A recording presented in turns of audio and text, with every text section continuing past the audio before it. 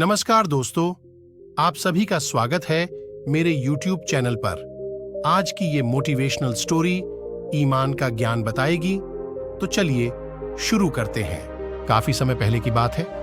प्रतापगढ़ नाम का एक राज्य था।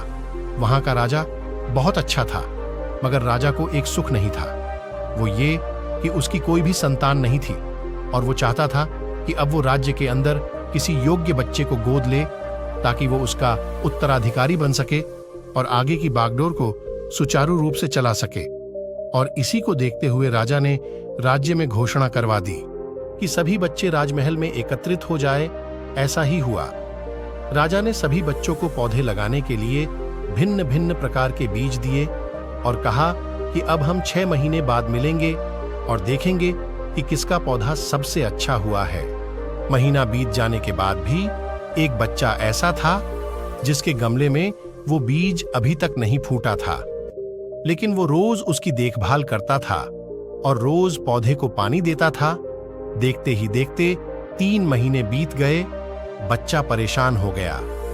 तभी उसकी मां ने कहा कि बेटा धैर्य रखो, कुछ बीजों को फलने में ज्यादा वक्त लगता है। और वो पौधे को सींचता रहा। 6 महीने हो गए। राजा के पास जाने का समय आ चुका था, लेकिन वो डरा हुआ था कि सभी बच्चों के गमलों में तो पौधे होंगे और उसका गमला खाली होगा। लेकिन वो बच्चा ईमानदार था और सारे बच्चे राजमहल में आ चुके थे। कुछ बच्चे जोश से भरे हुए थे क्योंकि उनके अंदर राज्य का उत्तराधिकारी बनने की प्रबल लालसा थी। अब राजा ने आदेश दिया, सभी बच्चे अपने अपने गमले दिखाने लगे, मगर एक बच्चा सहमा हुआ था क्योंकि उसका गमला खाली था। तभी राजा की नजर उस गमले पर गई। उसने पूछा, तुम्हारा गमला तो खाली है? तो उसने कहा, लेकिन मैंने इस गमले की 6 महीने तक देखभाल की है। राजा उसकी ईमानदारी से खुश था कि उसका गमला खाली है, फिर भी वह हिम्मत करके यहां आ तो गया। सभी बच्चों के गमले देखने के बाद राजा ने उस बच्चे को सभी के सामने बुलाया। बच्चा सहम गया और राजा ने वो गमला सभी को दिखाया। सभी बच्चे जोर से हंसने लगे। राजा ने कहा, शांत हो जाइए, इतने खुश मत होइए।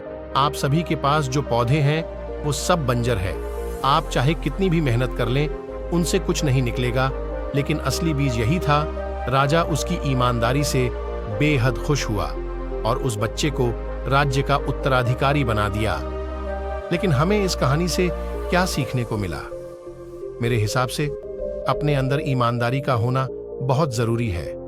अगर हम खुद के साथ ईमानदार हैं तो जीवन के किसी न किसी पड़ाव में सफल हो ही जाएंगे, क्योंकि हमारी औकात हमें ही पता होती है।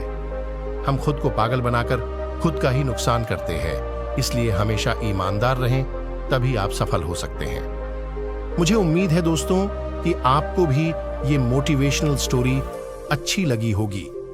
अगर आप और भी मोटिवेशनल स्टोरीज को सुनना चाहते हो तो आप बिल्कुल सही जगह पर हो। यहां पर आपको छोटी छोटी लेकिन प्रेरणादायी कहानियों का खजाना मिलेगा। इसलिए इस चैनल को सब्सक्राइब कर लें। आपका कीमती समय देने के लिए दिल से आपका शुक्रिया।